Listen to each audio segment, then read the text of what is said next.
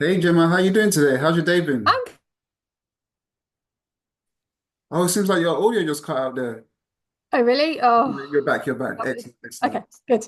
Yeah. So how's your day been so far? Yeah, really good, thank you. Busy, but good. All's good. Excellent, excellent. Yeah, so let the people know who you are, what you do, and why you do it, Gemma. Yeah, my name is Gemma Nice and I'm a multi-award winning sex and relationship coach. I help people or women aged 35 to 45 with or without a family with their sex and their relationship. So if they're struggling with communication, trust, and intimacy, we dive into those using wellness techniques. Excellent, excellent, excellent. So, I'd like to start off by talking about previous relationship struggles. Like we've all had previous relationships that we've had struggles in those previous relationships. What would you say some of your struggles have been in previous relationships, and how did you navigate through that to get to the place you are now? Yeah. So actually, my husband and I have been together 24 years, and I met him when I was 17 and he was 22. So actually, he is my first kind of proper boyfriend, if you're going to say that. Wow. But yes, we have had our struggles in the past. Back in 2006, I was a veterinary nurse and a dog nearly died because of me because we had had an argument. My husband and I had had an argument about my car or a scratch on my car or something, and my mind wasn't in work, it was on that. And so then a dog nearly died, so I thought, right, let's sort this out. We need to go on a backpacking trip. It was always something I wanted to do. I wanted to do backpacking and go around the world, and we ended up doing that for nearly 7 months just to find some semblance of happiness. And that really, really worked. And I found yoga, I found breath work out in Thailand, and then I came back and taught all that, and that really, really helped. But then back in 2012, I then suffered a miscarriage, so I used breathwork techniques to kind of get through that, and that made myself and my husband like feel a lot closer to each other. So yeah, we've had a few trials, tribulations. We've also had family that don't like me or that don't like him, and that's been quite a, I don't know, like a journey, I suppose. And yeah, the more I do what I do, I find that a lot of families don't like their, I don't know, whatever they are, their partner's, yeah, partner. So yeah, or their son, their daughter, whoever it is, they don't like their significant other. And yeah, it's a massive thing actually. I didn't even realize how many people actually do have that. Yeah, it definitely can be common, for family not to always get along with someone's partner. But looking at your personal situation and maybe situations that you've come across, why do you think that might be, or like, what do you think the root cause of that could be? Just communication. So there's no communication. There was then no intimacy because we weren't communicating. And then not with us as such, but I have seen it in my clients where there's no trust. So there has to be three things: communication, trust, and intimacy to come at your relationship. And if one of those is out of sync, then the whole relationship is out of sync. And certainly with us, our communication wasn't right. And I see it so often with clients that their communication is just so off, or they're on different paths, or they're on different life paths, and they just don't know how to communicate. Because when we first got together, we were communicating really, really well. We'd tell each other everything. And then over the course of a few years of being together, it was like we just drifted because I was working night shifts, he was working during the day. We'd come home, it was just like crossing in the night. And that was going on for a few years. So we never actually spent any time together. And that was where the kind of the crunch happened, was that, right, we need to sit down. We need to discuss this. Do we still want to be together? Do we not? Where are we going? And as soon as we did that, everything changed. And it was, yeah, amazing. But it's definitely communication. Yeah, like looking at communication, between couples, like isn't that more for them to be able to understand each other, or do you think it's necessary to be able to communicate with family as well? Because when we mention family not being getting along with family, do you think it's necessary to be able to communicate with family as well, like in that kind of situation?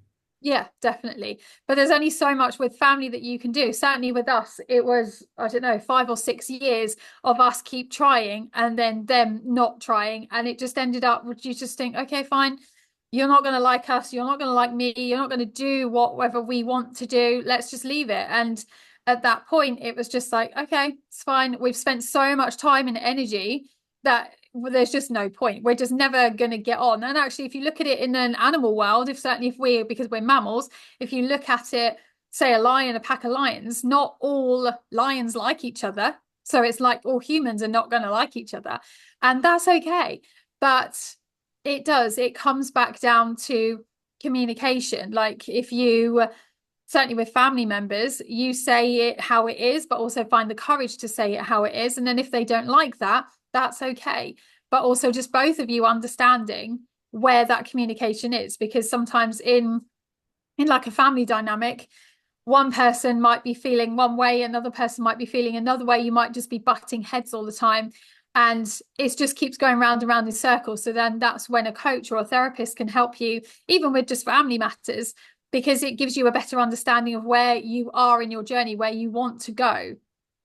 Right, excellent, excellent. Like even if like people are closer with their families, at the end of the day, when they choose a partner, they are choosing that person. So if they communicate with each other and decide that this is the direction they want to go, is ultimately their decision. And even if they let other people know, it's not it's more to let them know that this is where we want to go rather than have them dictate to them how they should be. Would you agree with that?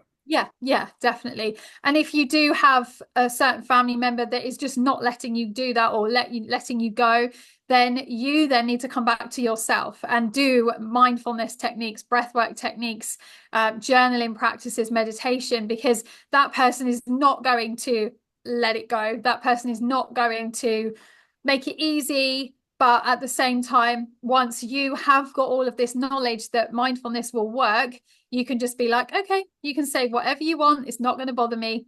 And that takes time, but it is amazing because you can build up like a resilience to it. And if they're constantly attacking you all of the time, like verbally, it's something you'd be like, okay, yep, that's fine, but that's your opinion, I'm having my opinion, this is my partner, or yeah, we'll meet you halfway or wherever it is. And it does come back to making sure you are number one and you are yourself are okay. And then whatever gets thrown at you, you have the tools and techniques to move through it. Excellent, excellent. Now, you working with people with sex and intimacy, like, do you ever come across people that, like, in their professional life, they have immersed themselves and they have dedicated themselves to their profession to the point that it is affecting their intimate life, where, like, they are not no longer focused or giving any attention or enough attention to their intimate life, and they don't know how to bridge the gap because they have been successful in their professional life, but it's affecting them in an intimate way. How do they bridge that gap, and what can they do to create that balance?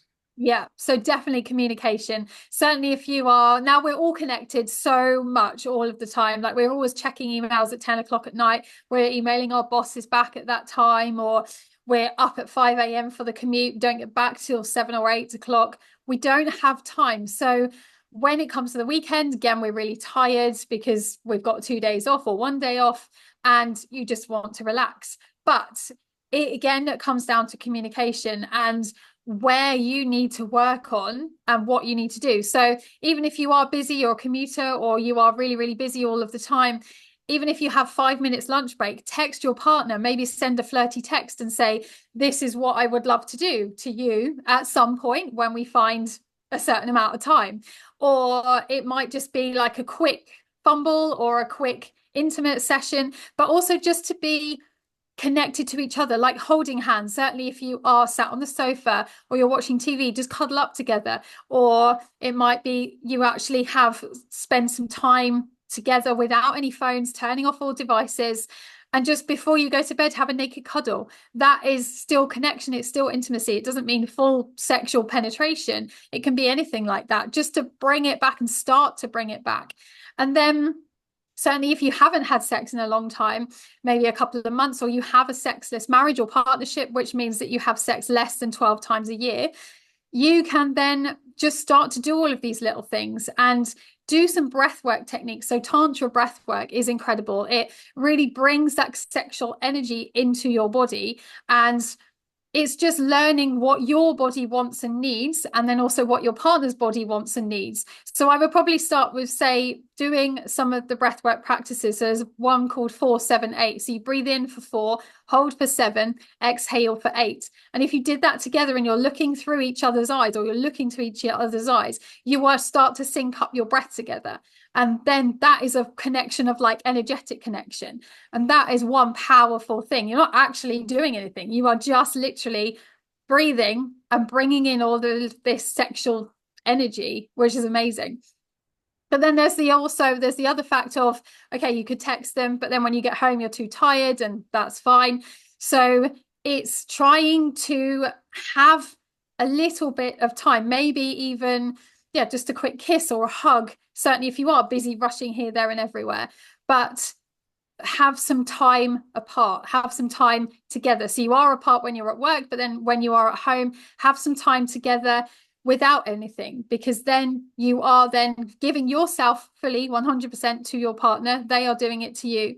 But then also depends how deep we want to get, but you can do like mutual masturbation as well. So you don't touch each other, you just touch yourself, they touch themselves, and then you can learn where you can watch what they're doing, how they feel, because a lot of my clients have lost that intimacy, and it's, oh, I don't know what my partner likes when I touch them. Do they like it? Do they not like it? Then you've got the other side of, well, they're saying that they don't know what you like. So it's doing that, because then you're watching their facial expressions, you're listening to their noises, anything that they're doing, and then you can then think, oh, okay, actually, well, when we do something, maybe in a couple of days' time or tomorrow, I can do that because I've taken it on board. I know exactly where they like to be touched because they've touched themselves, and so you can build that into the relationship.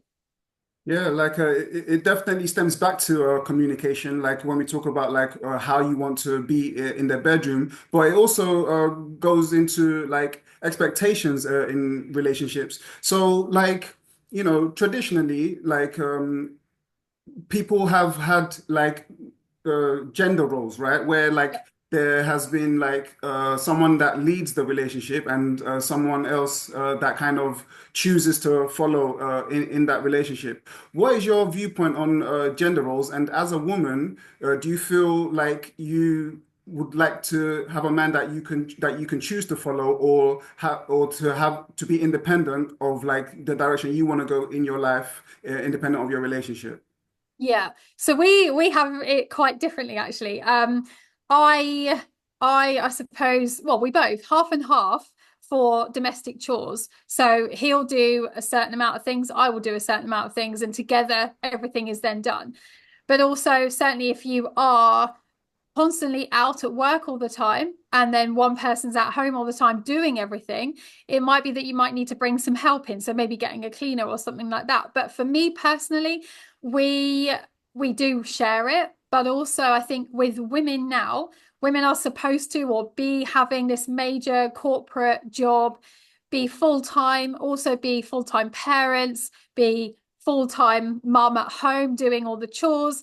It's like, okay, where can you fit everything in? You can't, you physically can't. So it's trying to ask for help, be okay to ask for help, and writing down, which is what I say to my clients as well, is write down the things that everything that you do, write down everything that you do, like from start to finish during the day. Where do you need help with? What would you like to get rid of? What doesn't serve you as a person? What doesn't bring you joy? Maybe it is cleaning the bathroom or the kitchen or hoovering or something like that. If that's the case, get a cleaner if you can afford one. It's just trying to ask for help all the time. And women as well, we feel that we can't ask for help. But when we do, it's such a game changer because, again, you might need, I don't know, a nanny if you've got enough to pay for a nanny. That will really, really help. But then also just asking grandparents or other friends, maybe just to have the children, if you have children, just to have the children after school for a couple of hours, because then you can then come back to the intimate relationship of actual sex, or not even that, not even sex, but also just like being together without any distractions. But also just having time as well. So thinking, okay, I've got 10 minutes to clean the bathroom. That's fine. If you don't finish it, that's okay. Come back to it another day. But also set a timer of, right, okay, this is where I need to be. This is what I need to do. I've got 5 minutes before I run out the door. Let me just do this. Instead of scrolling on your phone, checking emails, or I don't know, just checking up, keeping up with the news, because we're constantly addicted to our phones, which isn't good. Right. And come back to yourself as well. If you feel overwhelmed, or you're a commuter, if you feel overwhelmed, do some breath work or meditation techniques on the train going to work, or just when you get up in the morning, get up 5 minutes earlier, because then you can come back to breath work, and that really, really sets you up for the day. But yeah, there are different male, female roles. And I think we haven't really come up to date with them since maybe 50s or 60s. And certainly in our household, that sometimes we have like pink jobs and blue jobs. So maybe taking the bins out or doing the cars. My husband does that, whereas I do all the cooking. We both do the washing up. I do the bathroom. He does the kitchen. He hoovers. He does the washing. So we are 50-50, I think, and it really, really helps. But again, it comes down to communication.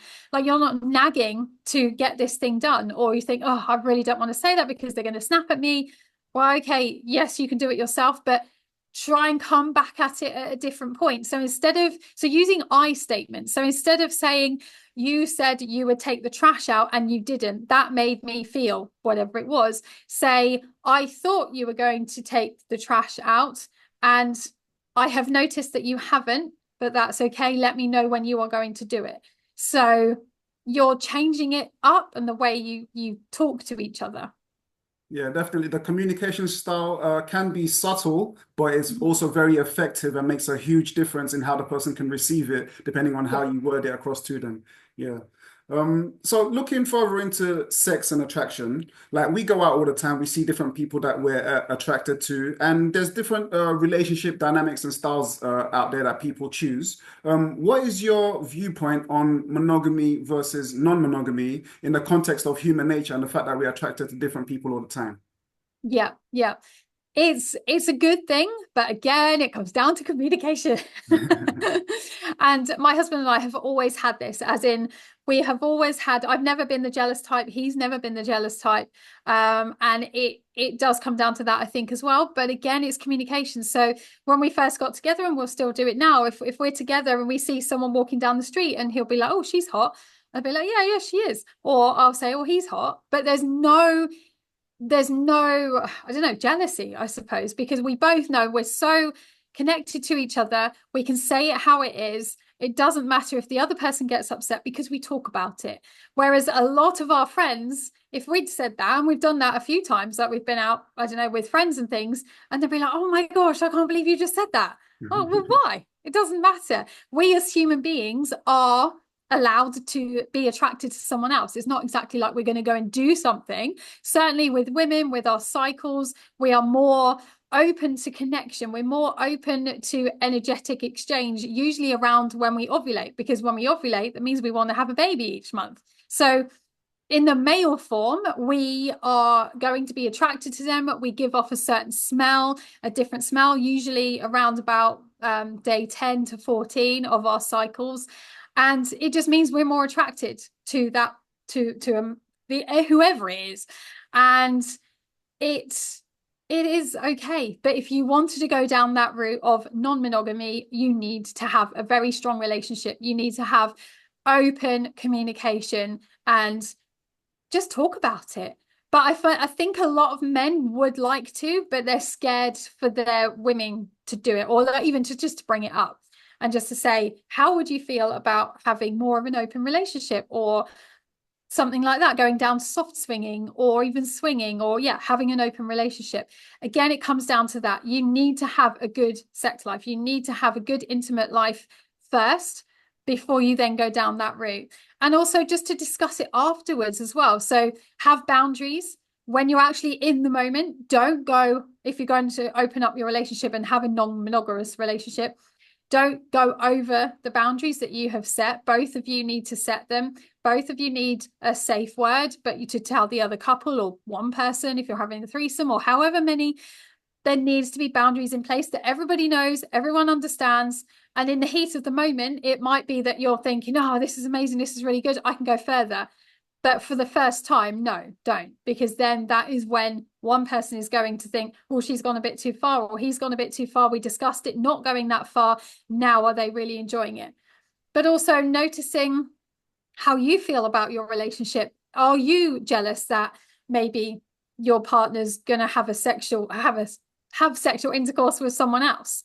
And how does that make you feel? So you need to speak to each other, talking about each other. And actually, I read the other day that we actually shouldn't get married because we go through different life stages as a person. We go through different lives as a person, but also we shed these things. We shed our the life that we have every few years.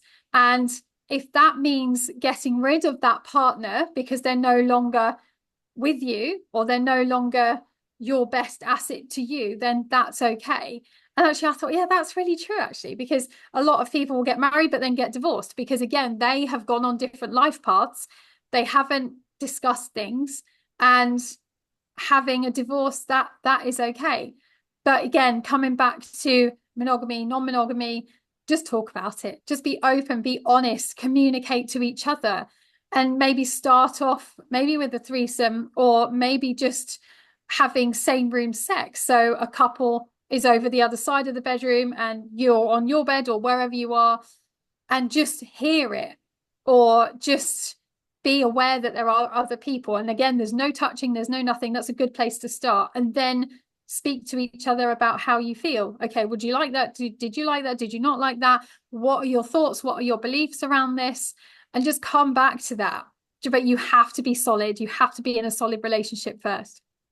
Yeah, like when it comes to marriage, you can't really have a contract on a natural connection. So if you choose to get married, it is important to understand that. But looking a little further into like people that want to open up their relationship, like let's say they've communicated with their partner that they'd like to open it up, and they've like spoken about scenarios that they've thought about. But their partner's like, hell no, we're not doing that.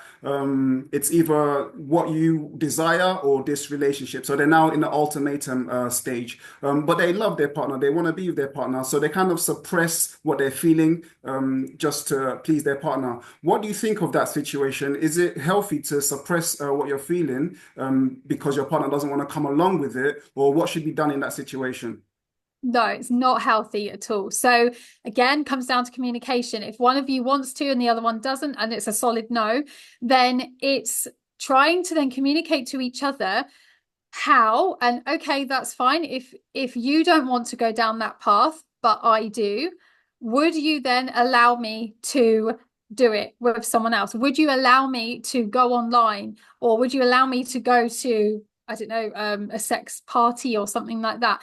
Would you allow me to do that? Because my needs are not being met then. And my needs are not being met through just our sexual relationship itself. So again, that's a big like, no, that's me all the time. Well, it's not. It's just that you might need something different from your partner.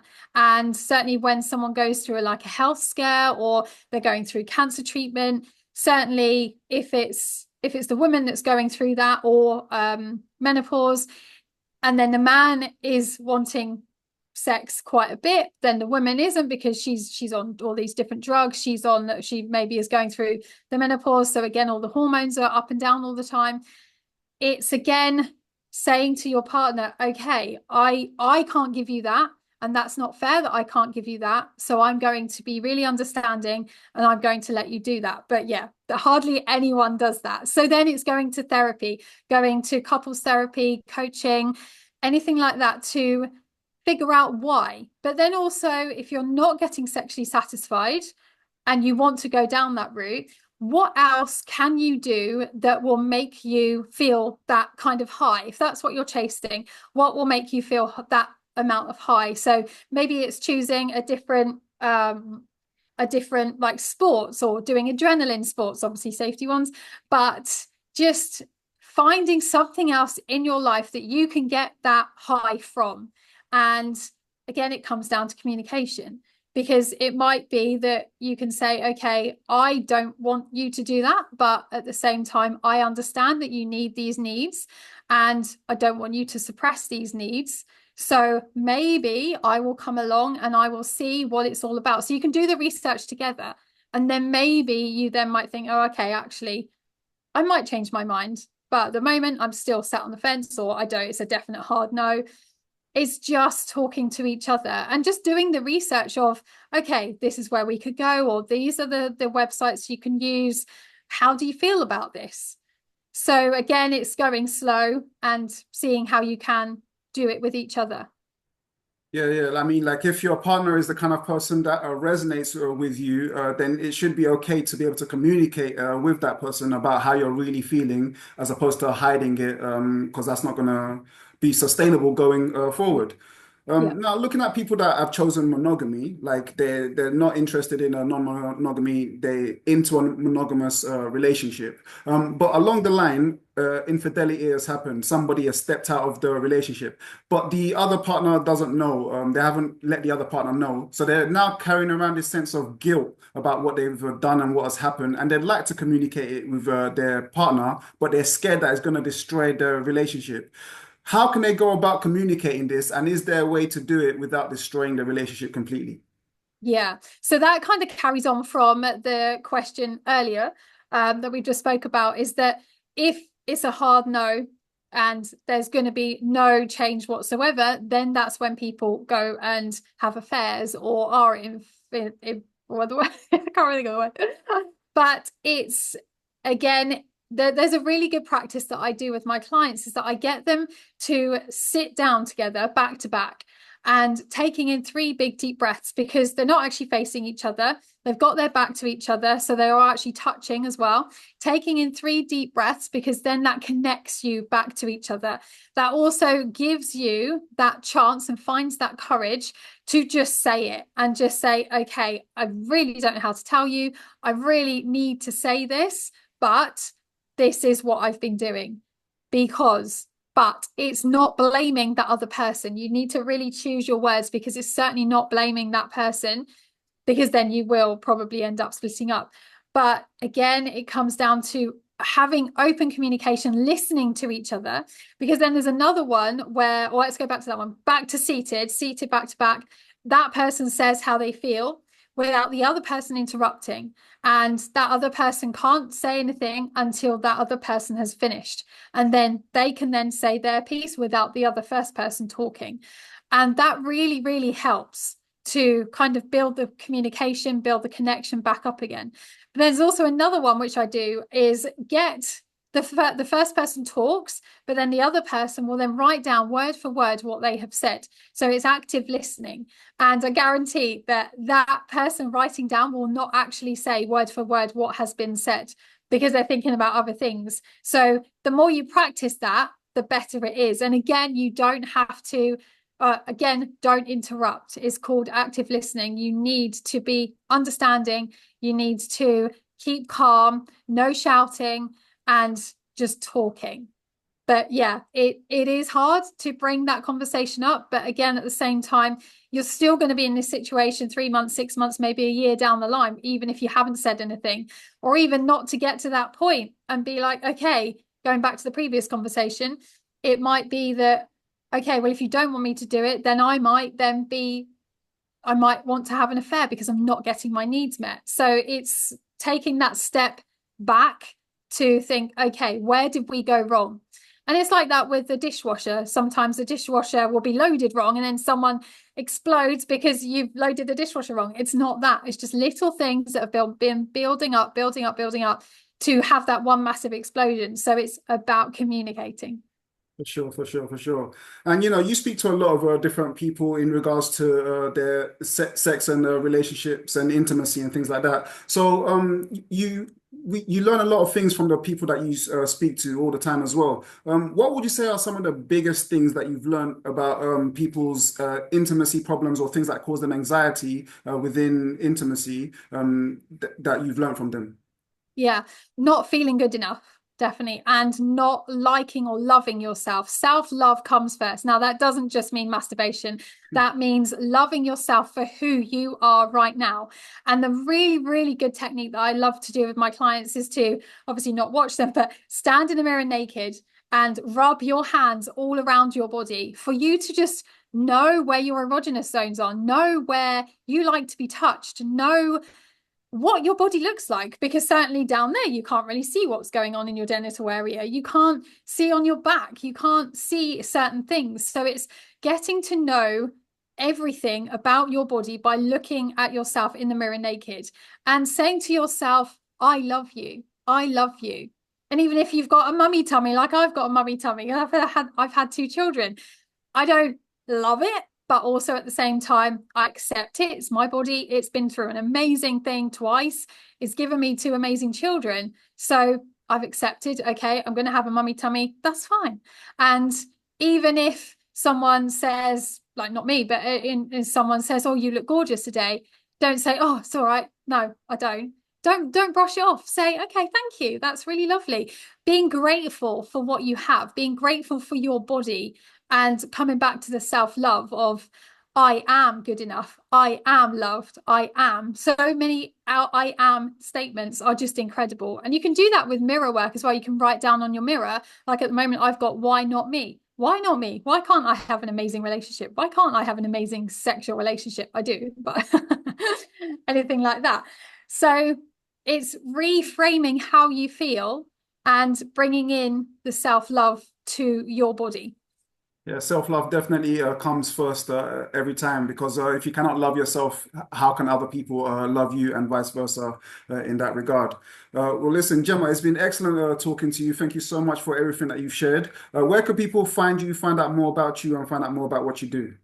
Yeah, my website is gemmanice.com and I'm on LinkedIn as Gemma Nice Relationship Coach. Excellent. And for the viewers, all of that information will be in the description so you can get in touch with Gemma. Gemma, once again, thank you so much for coming on. Any final words before we end the session? No, just communicate, communicate, communicate, have trust and have intimacy. Excellent. Thank you so much, Gemma. Thank you.